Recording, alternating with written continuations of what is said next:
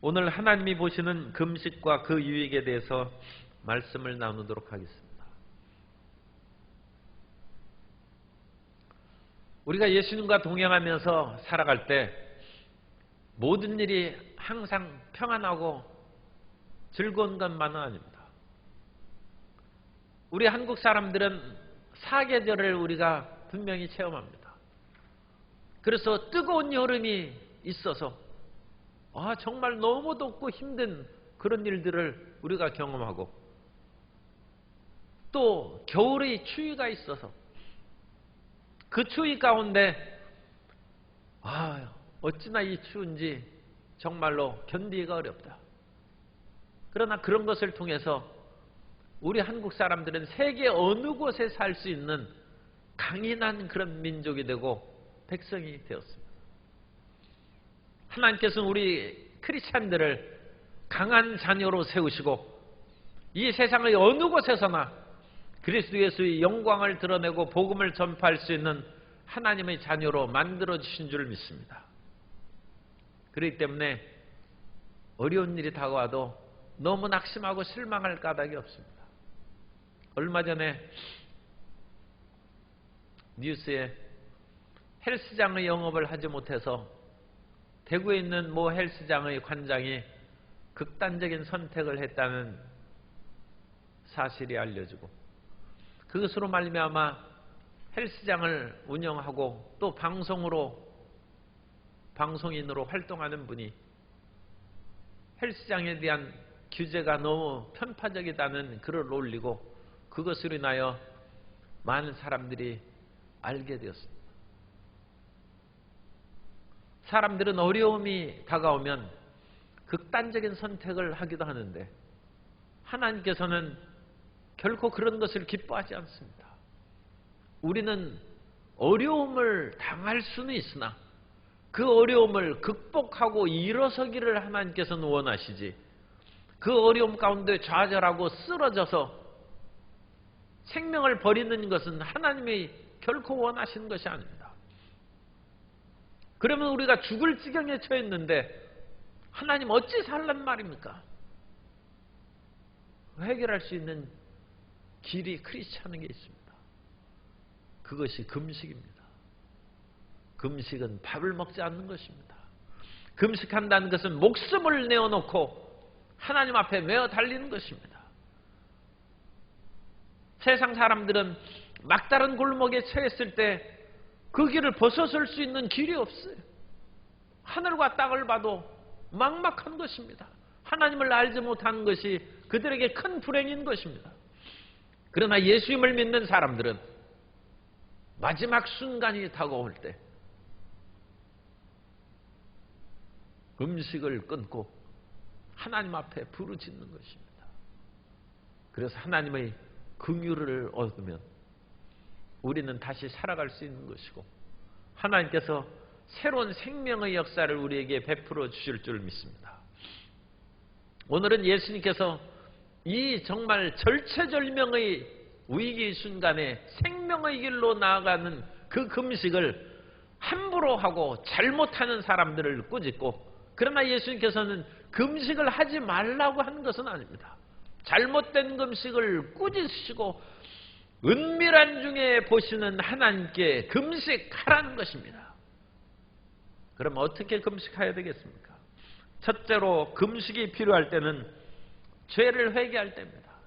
아무리 죄를 회개해도 죄악에서 떨어지지 않고 여전히 범죄하고 그 죄에 묻혀서 사는 사람이 있고, 결국은 죄의 포로가 되어서 이 죄는 내 못 이기겠다 하고 포기하여 생활하는 크리스찬들이 가끔 있습니다. 그때 우리는 죄악과 함께는 주님을 올바르게 섬길 수 없다는 것을 깨닫고 그 치명적인 반복적인 고의적인 죄를 끊어버려야 되는데, 그것을 끊어버리는 것이 1년에 한 번 있는 대속죄일의 금식입니다. 모든 이스라엘 백성들은 7월 10일 대속죄일 욤키프르입니다. 대속죄일 욤키프르에 금식하라는 것입니다. 레위기 19장 16장 29절 이하에 보면 너희는 영원히 이 규례를 지킬지니라. 일곱째 달 곧 그 달 10일에 너희는 스스로 괴롭게 하고, 우리말에 스스로 괴롭게 하라는 그 단어는 금식하라는 것입니다. 아무 일도 하지 말되 본토인이든지 너희 중에 거류하는 거류민이든지 그리하라. 이날에 너희를 위하여 속죄하여 너희를 정결하게 하리니 너희의 모든 죄에서 너희가 야훼 앞에 정결하리라. 제가 히브리어를 공부할 때 욤키프르 전쟁에 참전한 전쟁 용사의 그 글을 읽었어요. 그런데 그 욤키프르의 그 대속죄일에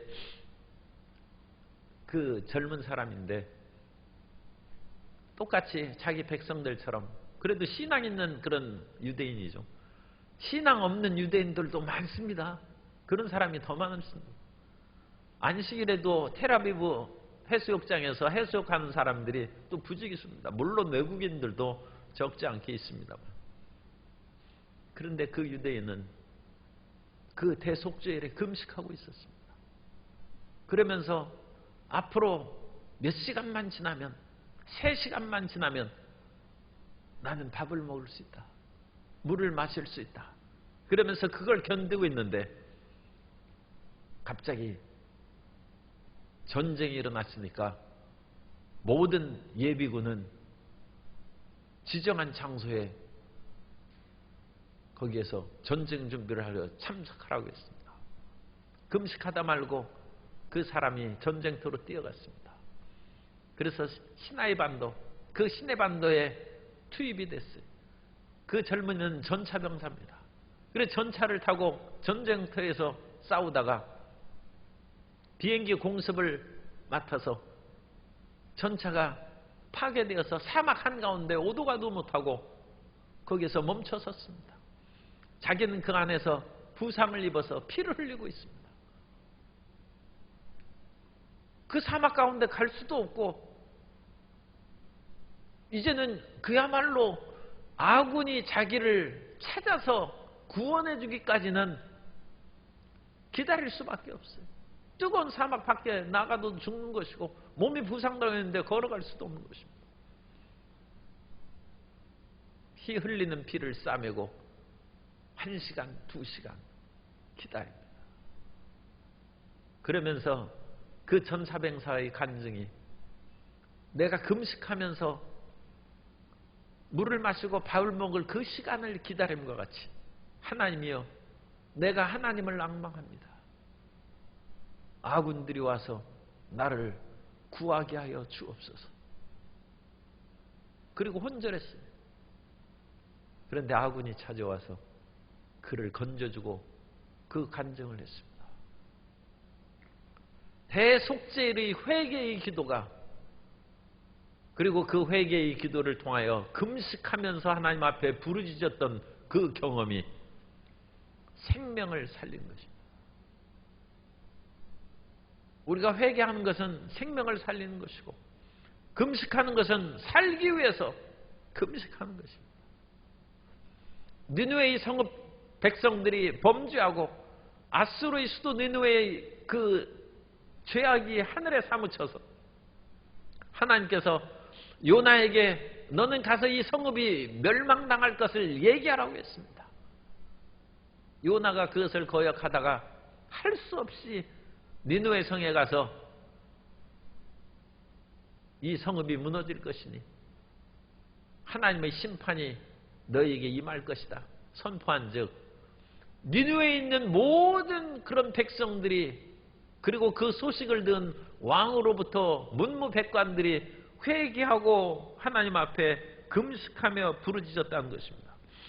요나서 3장 7절 이하에 보면 왕과 그의 대신들이 조서를 내려 니느웨에 선포하여 이르되 사람이나 짐승이나 떼나 양떼나 아무것도 입에 대지 말지니 곧 먹지도 말 것이요 물도 마시지 말 것이며 사람이든지 짐승이든지 다 굵은 베옷을 입을 것이요 힘써 하나님께 부르짖을 것이며 각기 악한 길과 손으로 행한 강포에서 떠날 것이라. 이 백성들이 요나의 메시지를 듣고 금식하면서 회개한 즉 하나님께서 심판을 돌이키셨다는 것입니다. 세상에 어려움이 다가올 때 금식의 길이 있다는 것을 깨닫는 우리가 돼야 되고 우리 한국 사회가 되고 교회가 돼야 될 줄로 믿습니다. 우리가 너무 이 세상 것만을 의지하고 사람들의 일만 바라보는 경향이 많이 있어요. 물론 백신도 맞아야죠. 그러나 금식할 때는 금식해야 되는 것입니다. 금식 며칠 했다고 죽지 않습니다. 사람이 물만 먹고도 70일은 살 수 있다고 얘기합니다. 하나님을 만나는 것이 살 길인 것입니다. 우리는 고난을 극복하기 위해서 금식해야 됩니다. 질병으로 우리가 고통을 당할 때 시편 35편 13절에 보면 나는 그들이 병들었을 때 굵은 베옷을 입으며 금식하며 내 영혼을 괴롭게 하였더니 내 기도가 내 품으로 돌아왔도다. 질병에 걸리면 잘 먹어야죠. 그런데 잘 먹어서 나을 병이 있고 잘 먹는데도 치료받지 못하는 병이 있어요. 그때 절망할 까닭이 없습니다. 마지막의 길은 금식하는 거예요. 친구를 위해서도 그 친구의 질병을 치료하기 위해서도 금식하며 내가 베옷을 입고 부르짖었다는 거예요. 친구는 그런 친구가 있어야죠. 그런데 그런 믿음의 친구가 없으면 가족이 그래야죠. 가족이 금식하고 기도하는 것입니다. 그러면 그 가족의 질병 걸린 사람이 병에 걸렸는데 마음도 약해지고 몸도 약해졌는데 이미 병에 걸린 사람은 금식하기 사실은 어렵습니다. 주변의 사랑하는 사람이 대신 목숨을 내어놓는 것입니다. 그러면 그 사람이 사는 것이고 자기도 사는 것입니다.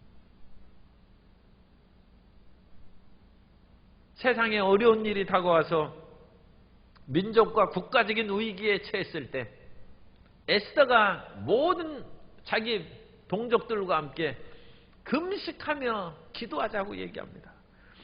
에스더 4장 3절 말씀을 보면 왕의 명령과 조서가 각 지방에 이름에 유다인이 크게 애통하여 금식하며 울며 부르짖고 굵은 베옷을 입고 재에 누운 자가 무수하더라. 에스더가 훌륭한 왕비고 나라를 구하는 그야말로 유관순 열사처럼 훌륭한 일을 했죠. 그런데 에스더 한 사람만 기도하는 것이 아닙니다. 모르드게도 금식하고 수산성에 있는 모든 유다인들이 다 금식하며 부르짖어서 민족적 위기에서 구원함을 받은 것입니다.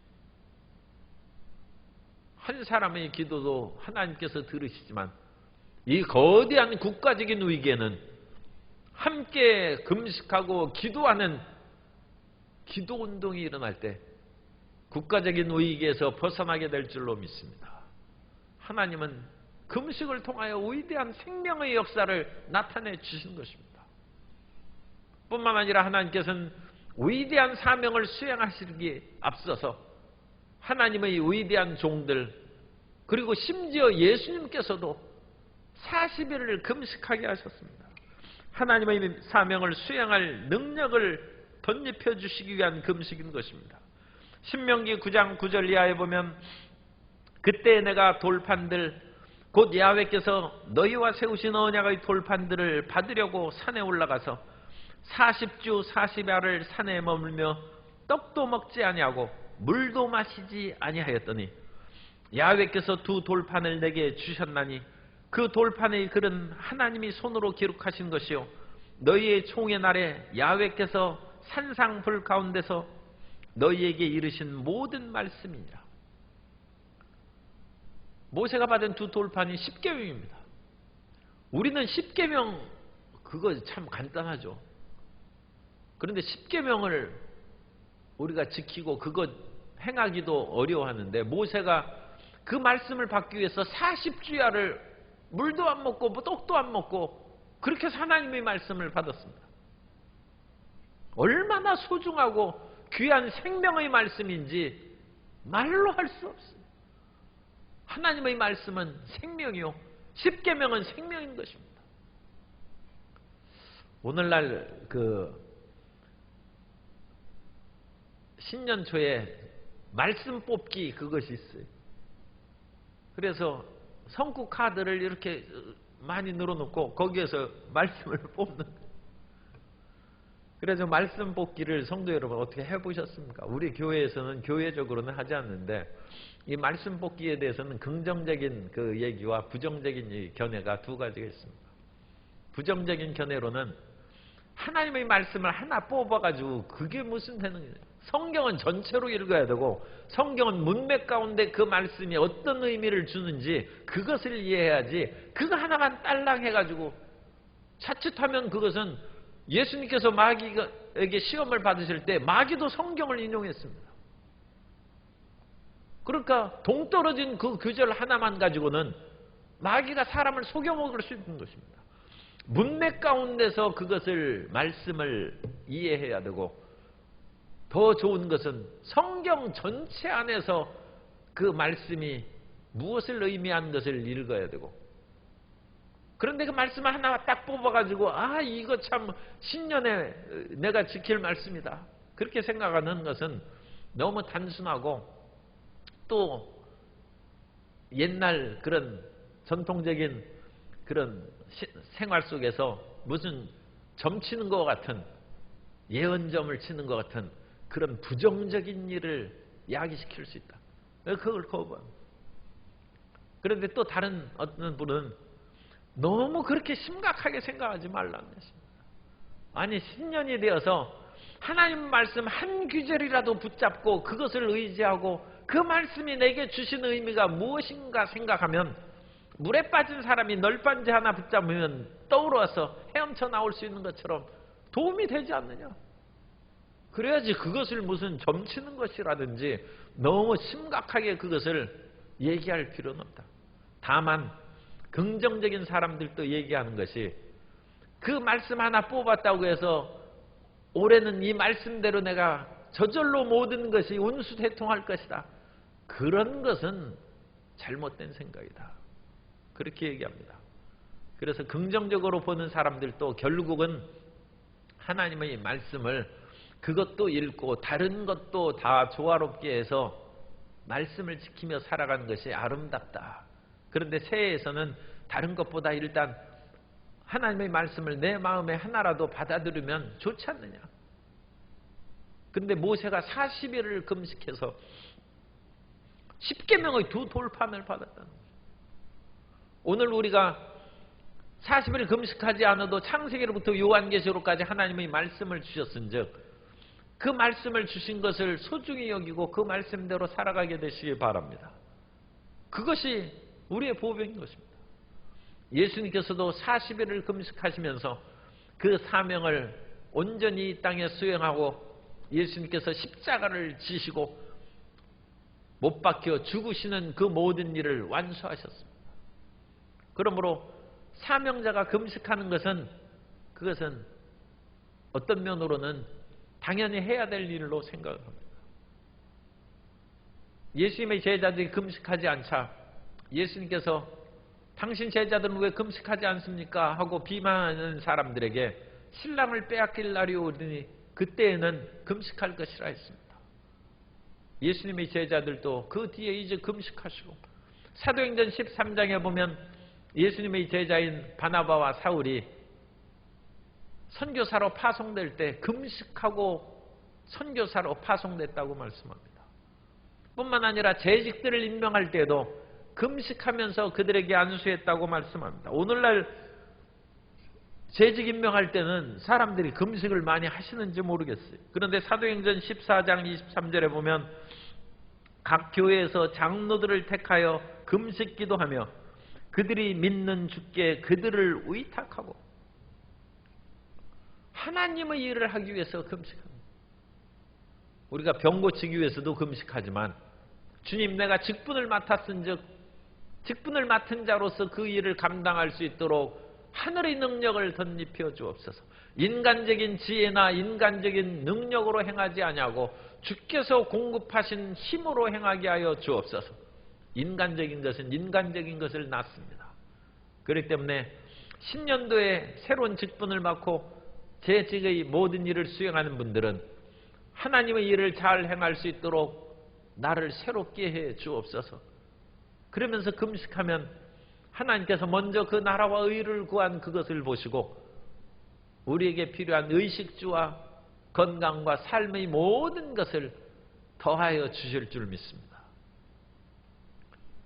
이와 같이 금식은 여러 가지 그런 일을 위해서 금식하는데, 두 번째, 그 금식에 대한 바른 마음 자세를 가져야 돼요.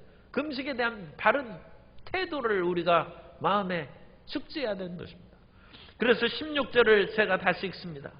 금식할 때 너희는 외식하는 자들과 같이 슬픈 기색을 보이지 말라. 그들은 금식하는 것을 사람에게 보이려고 얼굴을 흉하게 하느니라. 내가 진실로 너희에게 이르노니 그들은 자기 상을 이미 받았느니라. 금식을 사람 보게 해서는 금식, 아, 저 사람은 신앙이 참 대단해, 그런 칭찬은 받을지 몰라도 하나님께서는 그런 금식은 금식으로 안 여기신다는 것입니다. 그래서 사람들이 칭찬받으려고 챙으로 굶은 거예요. 하나님께서는 금식으로 인정 안 하시니까 하늘의 은총은 못 받는 것이죠. 그래서 예수님께서는 이런 기계적으로나 율법적인 태도로 금식하지 말라는 것입니다. 예전에는 월초가 되면 꼭 금식하는 사람들이 있었어요. 그래서 그런 사람들하고 같이 사역하는데 월초에는 좀 힘든 일은 시키지 말고 그렇게 해야 돼요. 왜냐하면 매달 30일이니까 또 31일도 있습니다만, 글쎄 매달 사흘씩 금식을 하더라고요. 저는 특별한 일이 있을 때 사흘 금식하지 매달 사흘씩 금식은 안 했습니다. 그런데 그렇게 열심히 있는 또 분들은 매월 1, 2, 3일을 그냥 항상 매달 초에 금식하는. 그래서 무거운 거 들라고 시키지를 못해요. 그러나 기계적으로 율법적으로 금식할 필요 없어요. 왜냐하면 어떤 사람이 그 당시 사도 바울이 성경을 기록할 때, 로마서를 기록할 때, 그 당시 고기는 우상의 제단에서 붙잡아가지고 파는 것입니다. 그러므로 어떤 사람은 우상의 제물임으로 나는 고기를 먹지 않겠다고 하는 사람이 있는데, 아니 그것은 그 사람들이 잡아서 내다 파는 것이고 내가 우상의 제단에서 그것을 잡아서 한 것은 아니기 때문에 예수님 믿는 사람은 그거 꺼리낌 없이 먹어도 된다는 것입니다. 그러나 사도 바울이 얘기했습니다. 믿음이 약한 사람은 자기 마음대로 그것을 결정해서 시험에 들지 않도록 채소만 먹을 것이고, 믿음이 강한 자들은 그거 꺼리낌 없이 사 먹어도 상관없다. 그런 것처럼 사도 바울은 어떤 사람은 이 날을 중요히 여기고 어떤 사람은 저 날을 중요히 여기는데 또 다른 사람은 모든 날을 똑같이 여긴다는 거예요. 어느 날짜에 예배드리거나 상관없다는 것입니다. 주일날 예배드리거나 토요일 예배드리거나 상관없다는 것입니다. 그러나 우리가 함께 모여서 예배드리면 훨씬 우리가 은혜 충만하고 모든 것이 좋지 않습니다. 이 비대면 예배로 드리니까 지금 성도 여러분 가정에서 혼자 예배드리면서 더 열심으로 드릴 수도 있지만 주의가 분산되고 집중이 안 될 수도 있어요. 찬양 부르고 기도할 때도 좀 방해를 받을 수도 있어요. 또 믿지 않는 가족들은 텔레비전을 크게 틀어놓으면 딴 데 가서 기도해야죠. 그런데 방 한 칸에서 사는 분이 할 수 없이 옆에는 텔레비전 켜놓고 자기 혼자 그냥 휴대폰으로 또 예배드리고 그렇게 해야죠. 어떻게 하겠습니까? 그러니까 하나님의 이 성전에 와서 예배드리는 것이 얼마나 좋은지 몰라요. 그러나 그것은 상황에 따라서 하는 것이고 우리는 어떤 날도 상관없는 복음의 자유 가운데 살아가고 있다. 그러니까 금식도 그렇다는 것입니다. 그러니까 금식도 어느 사람은 규칙적으로 금식함으로써 그 사람이 그렇게 할 수도 있지만 그럴 필요가 없다. 믿음의 자유함을 얻은 사람은 항상 금식하고 절제하는 마음으로 살아가고 매일매일 금식하는 마음으로 하나님, 저는 사흘이나 일주일 몰아서 금식은 못하더라도 마지막 밥 한 숟가락을 제가 항상 금식합니다. 그거 모아놓으면 열흘 금식하는 것은 될 거예요. 하나님, 마지막 밥 한 숟가락은 안 먹습니다. 그것은 금식입니다. 그러면 얼마나 편하게 금식합니까? 그러면서 음식 먹을 때도 자기 자신을 절제하고 하나님 중심으로 밥을 먹는 그런 습관이 생기므로 신앙생활에 덕이 되는 것이죠. 그래서 금식하는 태도는 하나님 앞에 우리가 보이고 복음의 자유함을 얻는 것이지, 금식을 안 하면 큰 무슨 일이 생기는 듯이, 그리고 이번 달에는 내가 금식을 못했더니 몸이 아팠다든지 안 좋다든지 그런 것도 그 자신의 마음에 그런 믿음을 가지니까 그런 고통을 당하는 것이죠. 그러나 복음은 자유의 복음을 우리에게 주셨은즉 기계적이거나 율법적인 금식을 할 필요가 없습니다. 뿐만 아니라 사람들에게 자랑하려는 금식하면 그건 외식하는 자들이 되어서 예수님의 책망을 받는 것이죠. 오직 우리는 하나님만 바라고 금식하여, 세상에서도 금식이라는 표현은 안 합니다만 단식투쟁이 있어요. 단식투쟁을 왜 합니까? 정부의 관계자들에게 자기의 요구를 관철하기 위해서 단식투쟁하고, 또는 국민들에게 자기 자신을 알아달라고 해서 단식투쟁하는 사람도 있어요. 그것도 쉬운 일은 아니죠. 그래서 단식투쟁하는데 사람들이 다 보는 광화문에서 그렇게 단식투쟁하고, 또는 국회의사당 앞에서 그렇게 하고, 사람 보라고 하는 것이죠. 그래서 사람이 좀 봅니다. 그리고 사람이 들어주기도 합니다. 그러나 하나님께서는 보시지 않습니다. 하나님이 보시는 금식은 은밀한 중에 보시는 하나님께 금식하라는 것입니다. 그러므로 우리가 밥을 먹지 않으면서까지 하나님께 기도할 때 더 마음을 정결하게 하고, 진정 하나님 아니면 내가 이것을 해결할 수도 없고 하나님 아니면 내가 살 수 없습니다 하는 그 간절한 마음으로 하나님 앞에 나와 부르짖는 우리의 심령이 되어야 될 줄로 믿습니다. 그래서 우리가 올바른 금식을 하려면 많은 준비를 또 해야 됩니다. 그래서 금식 기도의 능력과 같은 그런 책을 봐서 금식한 분들이 어떤 그런 능력을 힘입었는지, 또 그들은 금식을 어떻게 했는지 그런 사전의 지식을 좀 갖춰야 돼요. 무작정 금식하지 말고, 믿음은 들으면서 나오고 들으면 그리스도의 말씀에 의해서 우리 믿음이 형성되니까 성경에 나오는 금식의 말씀들을 읽고 묵상하고, 위대한 크리스찬들이 금식에 대한 간증을 읽고 어떤 은혜를 받았는지 그것을 읽어서 마음의 양식으로 먼저 준비하고, 그 다음에 실질적으로 금식할 때는 이제까지 밥을 내 먹다가 갑자기 안 먹으면 몸이 놀라지 않습니까? 그러니까 몸을 준비를 시켜야죠. 그래서 자기가 식생활이 그런 모든 것을 좀 이제 맵고 짜거나 아주 자극적인 것을 점차 그것을 삼간다든지 해서 몸에게 금식하는 것을 가르쳐줘야 돼요. 그리고 몸에 장이 나쁘고 변비가 있는 그런 사람들은 그것을 금식하면서 편하게 될 수 있도록 그런 것들을 미리 준비하고 깨끗하게 하는 것도 필요합니다. 그래서 그것을 마음과 몸을 준비하는 것입니다. 그런 후에 금식을 이제 시작하는 것이죠. 금식을 시작하면서 하나님 앞에 금식 기도할 때 꼭 물을 마시는 것을 권장합니다. 그래서 모세는 물도 마시지도 않고 금식했습니다만, 오늘날 금식에서 그와 같이 물도 마시지 않고 금식하는 것은 여러 번 금식해서 익숙해진 사람이 아니면 상당히 위험에 빠질 수가 있습니다. 그래서 물을 마시면서 금식을 합니다. 그런데 금식을 하면서 딴 것은 못합니다. 금식을 하면서 기도하고 성경 말씀을 읽어야 돼요. 그리고 찬송을 해야 돼요. 그래서 금식 기도는 기도와 말씀 읽기와 찬송 이 세 가지를 한꺼번에 해야 돼요. 예전에 내가 팝송을 굉장히 좋아해가지고 금식하면서 팝송을 들었더니 너무 힘들어서 못 듣겠더라고. 그래서 팝송이 끊어졌어요. 내가 대학생 될 때는 그야말로 팝송을 수십 가지를 내가 알았었는데 이 금식하면서 다 끊어졌어.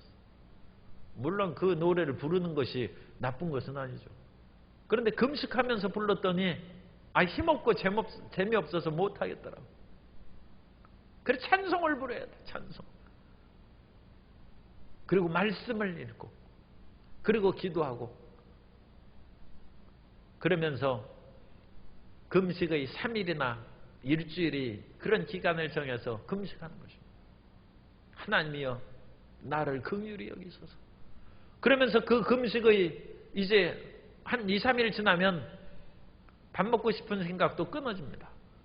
그러면서 금식의 단계에 오르면 그때는 하나님께서 기도를 응답하시고 도와주는 영롱한 비전을 마음에 그려보는 하나님께서 역사하시고 내 몸이 치료된 것을 바라보는 그 놀라운 꿈을 꾸고 환상을 그려보고 마음의 비주얼라이제이션입니다. 영상화로 그것을 그려보는 것입니다. 그래서 그 모든 것이 영롱하게 나타나고 마음에 그려보는 것이 사라지지 않으면 응답되는 것입니다. 처음에는 그런 것들을 마음에 그려보는 것이 쉽지가 않아요. 그런데 시간이 지나고 금식이 깊은 단계로 들어가면 그야말로 자기가 실질적인 것을 이미 이룬 것처럼 그 영롱한 비전이 마음속에 그려지는 것입니다. 그러면 그때 나온 것은 감사와 찬양입니다. 하나님, 이 금식을 통하여 이와 같이 치료의 은혜를 베풀어 주시고 원수마귀 세계를 묶어주시고 삶의 문제를 해결해 주시고 승리를 허락하여 주심을 감사합니다. 그러면서 찬양과 기도로서 금식을 이제 마무리 짓는 것입니다. 그래서 이 금식할 때 그런 마음의 태도로 하나님만 온전히 바라고 나아가면 주님께서 우리에게 역사하여 주신 것입니다. 세 번째로 금식기도의 유익과 능력을 우리가 알아야 됩니다. 그래서 금식기도를 하면 일반적인 유익함도 있어요. 그래서 오늘날 사람들은 너무 많이 먹어가지고 병이 생긴다고 그러지 않습니까? 그래서 그런 하루나 이틀 또는 3일 정도 금식하면 몸에 비만도 좀 줄어들고 온몸이 가뿐해지고 산뜻해져요. 그래서 비만 체질을 좀 고칠 수가 있고 또 자기에게 나쁜 그런 정크푸드라고 하는 그런 여러 가지 음식물에 대한 그런 애착과 그 육신의 정욕이죠. 그런 마음이 금식하면 그것이 끊어지고 줄어듭니다. 그래서 그것을 통하여 자기 몸을 통제하고 절제할 수 있는 힘이 생기고 또 금식의 며칠을 하면 아까 말씀드린 것처럼 이스라엘의 전차병사처럼 인내력이 길러지고 마음의 집중력이 생겨요. 사람의 지혜는 대개 비슷합니다. 조금 차이가 있을 뿐이지 비슷한데 공부에 큰 차이가 나는 것은 집중력의 차이입니다. 그래서 우리가 어떤 것을 집중해야 돼요. 내가 초등학교 때, 그때는 국민학교죠. 그때 내가 그 당시 그런 볼록렌즈 그런 것도 옛날에는 없었어요. 그런데 그것을 학교 선생님이 그것을 가져와 가지고 검은 종이를 태워보라고 해서 내가 교실 밖에 나가 가지고 검은 종이에다가 볼록렌즈를 딱 댔더니 종이가 불이 붙어서 타더라고.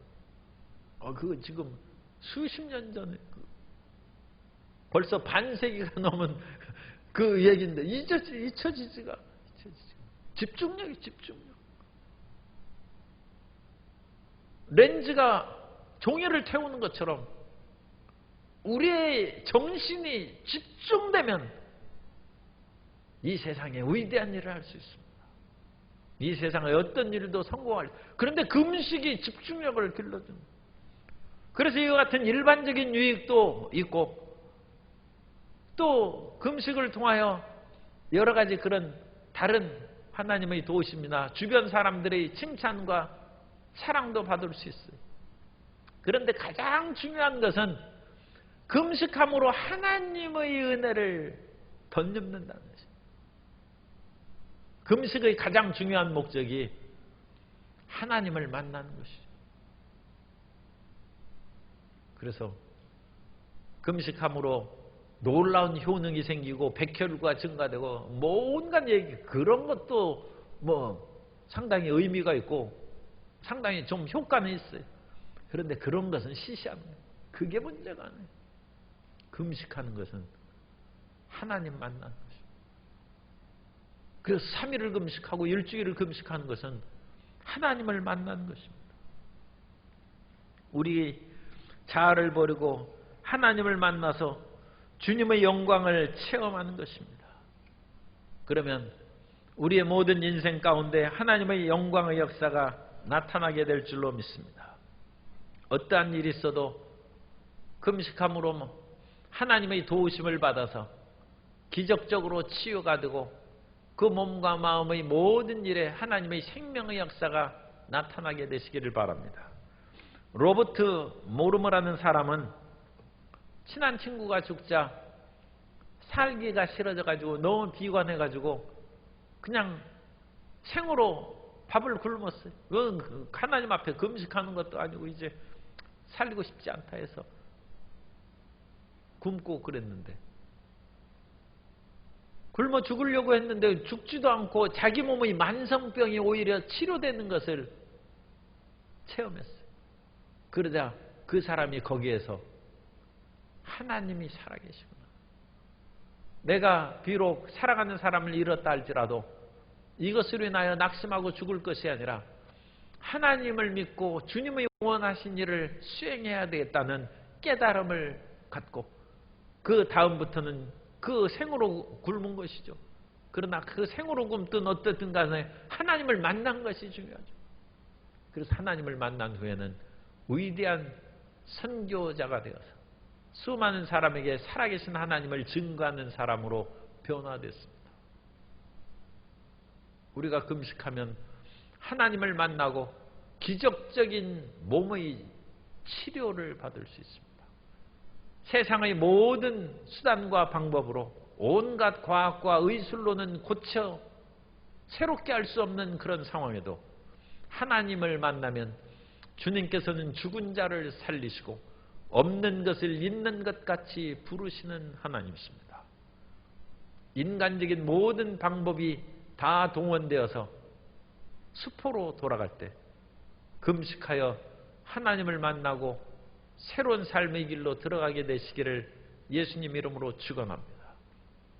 우리가 금식을 안 하고 우리의 모든 의술로서 자기 몸을 치료하고 그야말로 그 마음과 뜻을 깨끗하게 가지고 천국 가는 것도 그거 나쁜 것이 아닙니다. 어찌 모든 사람이 다 그렇게 금식하고 그렇게 할 수는 없죠.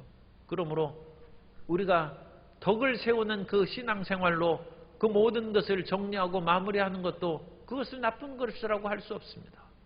그러나 나는 반드시 하나님을 만나서 살아야 되고 할 일이 있고 이 땅에서 건강하게 하나님의 일을 수행해야겠다 하는 그런 경우에 있어서는 죽을 병에 걸렸을 때 마지막 남은 길이 금식하는 것입니다.